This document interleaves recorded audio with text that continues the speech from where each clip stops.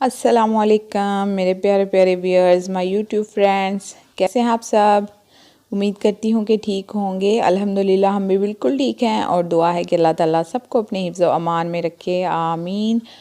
और जनाब यहाँ में इटली में मौसम बहुत ही प्यारा हो गया। आपने स्टार्ट में जो क्लिप देखे हैं ना बारिश के, तो आज 2-3 दिन से जो बारिश हो रही है ना यहाँ पे मौसम इतना प्यारा हो गया है। थोड़ी सी ठंडक भी हो गई है लेकिन ज़बरदस्त किस्म का मौसम हो गया है। तो बारिश हो रही थी और यहाँ पे हम बना रहे थे क्रेप्स। हम लोगों ने पकोड़े नहीं बनाए।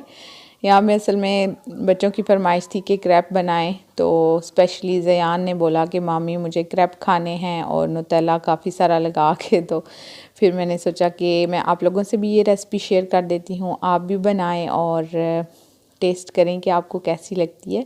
मैंने असल में फ़र्स्ट टाइम ये इटली में ही आके खाए थे तो मुझे बहुत पसंद आए थे, तो इसलिए मैं वक्तन फ़वक्तन बनाती रहती हूँ। और यहाँ पे सबसे पहले मैंने 2 अदद अंडे लिए हैं और उनको अच्छी तरह से बीट कर लिया है। उसके बाद मैंने इसमें 3 छोटी चम्मच चीनी की शामिल की हैं और इतनी देर तक मिक्स करेंगे जब तक चीनी डिज़ोल्व नहीं हो जाती। उसके बाद 2 छोटी चम्मच जो हैं वो ऑयल, कोई सा भी ऑयल जो आप यूज़ करते हैं वो कर सकते हैं, या फिर आप इसमें मक्खन भी ऐड कर सकते हैं। रूम टेम्परेचर वाला मक्खन होना चाहिए, वो आप इसमें शामिल कर सकते हैं। उसके बाद मैदा यूज़ किया है मैंने 200 ग्राम और 1 कप मिल्क यूज़ करूँगी मैं इस बैटर अच्छी तरह से मिक्सअप करने के लिए। अगर 1 कप से ज़्यादा भी यूज़ करना पड़े तो आप कर लें, कोई मसला नहीं है। बस सिर्फ ये है कि बैटर जो है ना ज़्यादा पतला हो और ना ही बहुत ज़्यादा गाढ़ा होना चाहिए, बस दरमियाना सा जो होता है उस तरह का हो।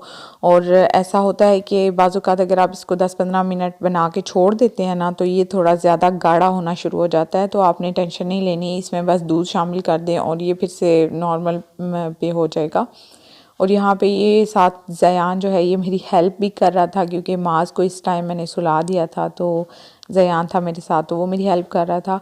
और काफ़ी लोग पूछ रहे थे कि इसकी बाजू को क्या हुआ है। ये असल में पिछले महीने की बात है, इसकी बाजू टूट गई थी सेंटर से, तो इसको प्लास्टर लगा हुआ है। अभी इंशाल्लाह 18 को इसका प्लास्टर खुलेगा, तो प्लीज़ आप लोग दुआ करिएगा कि इसकी बाजू जो है वो सेट हो जाए, क्योंकि ये बाजू को बहुत ज़्यादा मूव करता है। हमने इसको बोला भी है कि थोड़ा सी एहतियात किया करो, लेकिन बच्चे हैं कब सुनते हैं, शरारतें करते हैं।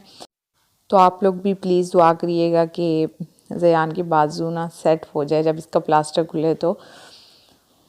और जनाब यहाँ पे अब मैं क्रैप्स तैयार कर रही हूँ। तो सबसे पहले मैंने यहाँ पैन को थोड़ा सा गर्म कर लिया था और उसमें मक्खन मैंने सिर्फ इतना सा लगाया है कि जिससे वो पैन थोड़ा सा बस ग्रीस हो जाना चाहिए, बहुत ज़्यादा मक्खन या ऑयल नहीं लगाना।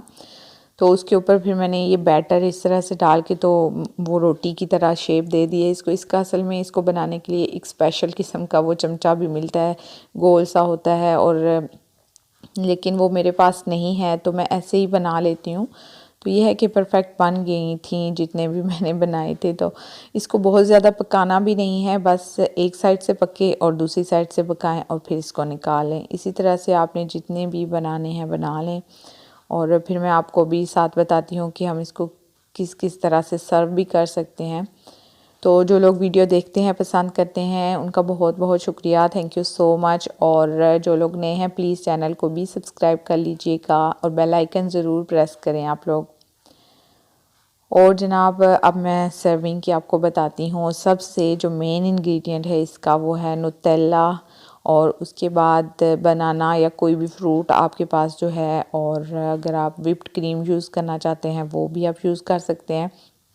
तो ये मैं आपको 2-3 ऑप्शन बता रही हूँ। ये जी पहले नुतेला मैंने लगाया है और फिर बनाना। उसके बाद इस तरह से पहले हमने नुतेला अप्लाई करनी है, व्हिप्ड क्रीम लगा लें, और ये ऊपर से ये जो है ये पाउडर शुगर है जो मैंने ऐड की है।